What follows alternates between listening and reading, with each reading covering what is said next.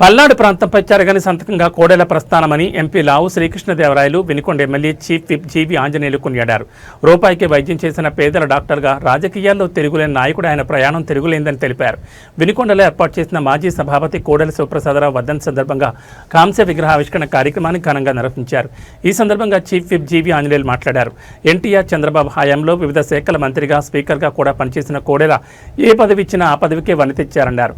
అలానే పల్నాడు ఉమ్మడి గుంటూరు జిల్లాను అభివృద్ధిలో ముందు నిలిపారని, తాగునీటి పథకం, కోటప్పకొండ, త్రికూటేశ్వర దేవాలయం, కోడెల స్టేడియం సహా చరిత్రలో నిలిచిపోయే ఎన్నో పనులు చేశారని గుర్తు చేశారు.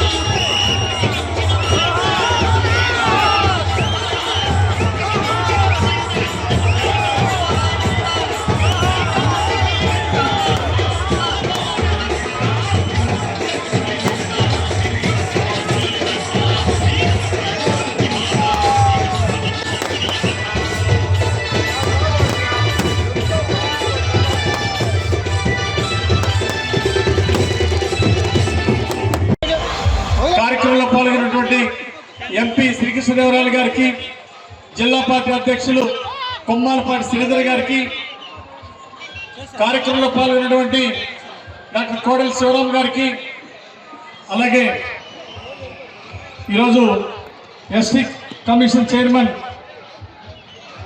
సోదరులు జవహర్ గారికి,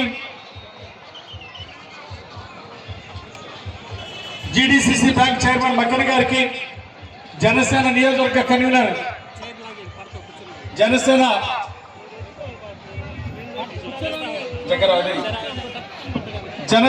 నియోజకవర్గ కన్వీనర్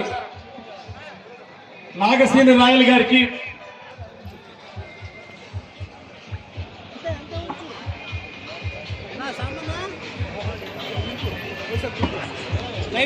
వర్క్ బోర్డ్ చైర్మన్ మిత్రులు భాషా గారికి, అలాగే బీసీ రాష్ట్ర